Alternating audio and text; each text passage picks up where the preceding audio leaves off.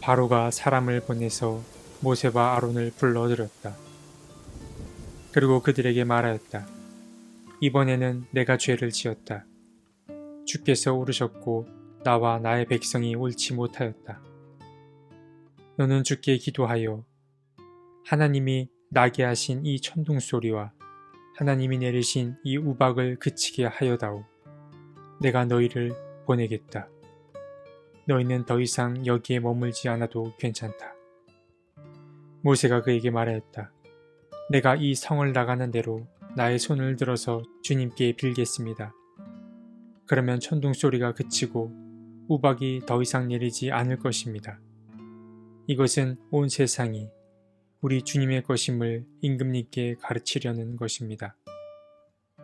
그래도 임금님과 임금님의 신하들이 주 하나님을 두려워하지 않으리라는 것을 나는 알고 있습니다. 출애굽기 9장 27절에서 30절 말씀. 이집트의 왕 바로는 세력이 커져가는 이스라엘 민족 때문에 불안함을 느꼈고 이 불안감은 백성들의 노동의 강도를 높이는 등 이스라엘 민족을 핍박하는 방식으로 나타났습니다. 나날이 이스라엘 민족을 향한 이집트의 핍박이 심해지자 하나님께서는 자신이 택한 히브리 민족을 구출하기로 마음먹습니다.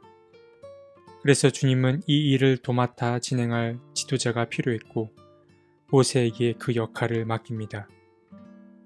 자신 없어 하는 모세에게 응원의 메시지를 보내면서 하나님은 본격적인 이스라엘 민족 구출 작전을 펼치시지만 그 과정이 그리 쉽지는 않았습니다. 바로의 고집 때문이었습니다. 모세와 그의 형 아론은 함께 바로를 찾아갑니다. 그리고 그에게 말합니다. 이제 그만하면 됐으니 이스라엘 민족을 놓아달라고 말입니다. 하지만 그들과 이야기 나누는 이 박해하는 바로는 하나님을 믿지 않는 자였습니다. 사실 요셉이 이집트의 총리로 있을 때의 바로는 하나님을 아는 자였습니다.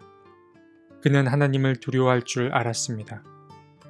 그러나 세월이 흘러 이집트에 요셉이 살던 때를 알지 못하는 새로운 왕이 세워지면서 히브리 민족은 박해받는 신세가 되었던 것입니다.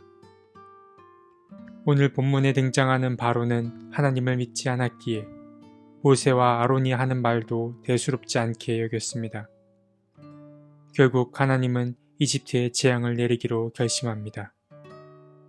먼저 출애굽기 7장과 8장에는 4가지의 재앙이 등장합니다. 물이 피로 바뀌는 재앙, 개구리가 온 나라를 덮는 재앙, 온 땅에 먼지가 이로 바뀌는 재앙, 집집마다 파리가 들끓는 재앙이 그것입니다.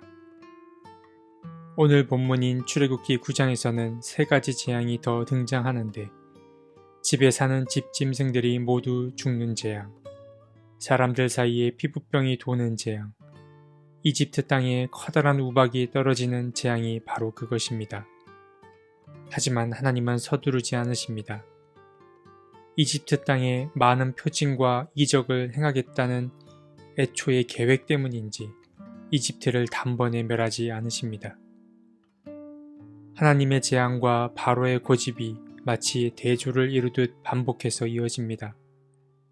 하나님은 이스라엘 민족을 해방시키라는 메시지를 다양한 재앙에 담아 선포하였고 바로는 재앙을 보며 두려워하다가도 재앙이 그치면 언제 그랬냐는 듯 다시 고집을 부렸습니다. 거리를 두고 성경을 읽는 우리의 시선으로 보자면 바로의 태도는 비판받아 마땅합니다. 한두 번도 아니고 계속해서 하나님의 명령을 듣지 않기 때문입니다. 그런데 흥미로운 대목은 재앙을 시작하기 이전인 출애굽기 7장 3절의 말씀입니다. 바로가 고집을 부리는 이유가 주님께서 그렇게 하도록 시켰기 때문이라는 대목입니다. 바로의 고집을 계획한 하나님께서는 왜 그렇게 했던 것일까요? 성경 몇 군데에 힌트가 등장하지만 오늘 본문인 9장 14절과 29절의 이야기에 귀 기울여 보면 좋겠습니다. 주님은 많은 표징과 이적을 통해 본인만이 참 하나님이고 세상 어디에도 이 같은 분은 없으며 온 세상이 주님의 것임을 알리기 위함이라고 말씀하셨습니다. 그래서일까요? 바로의 고집은 하나님을 드러내기 위한 하나의 극적인 장치처럼 느껴지기도 합니다. 우리는 상황이 나을 때보다 힘겨울 때 더 하나님을 찾곤 합니다.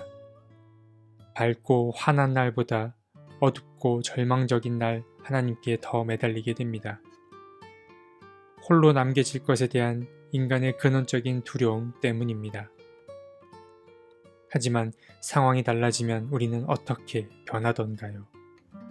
문제가 해결되면 언제 그랬냐는 듯 절박했던 마음은 사라지고 과거의 모습으로 회귀하곤 합니다. 물론 하나님의 은혜를 잊는 우리의 망각이나 내 멋대로 하려는 모든 습성이 하나님이 사용하시는 도구라고 말하기는 어렵습니다.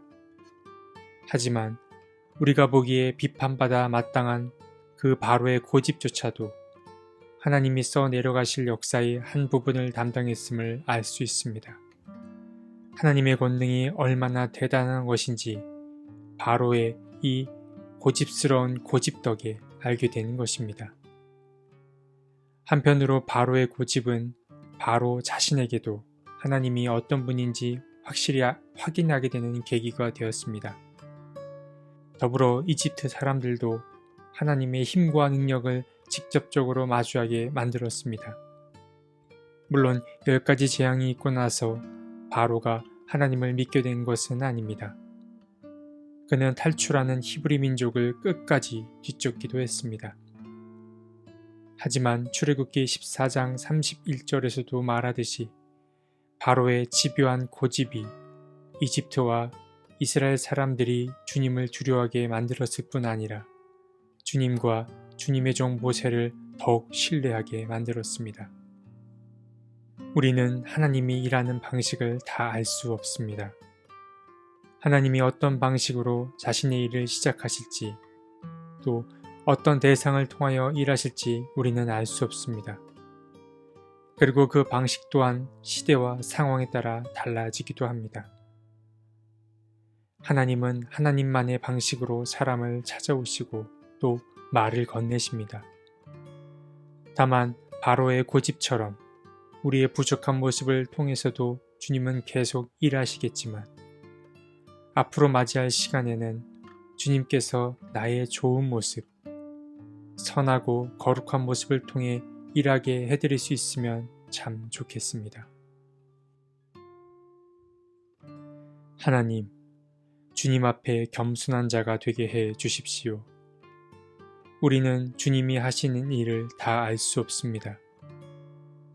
내가 가진 선악의 판단을 내려놓고 주님의 시선을 배우게 해 주십시오. 아멘.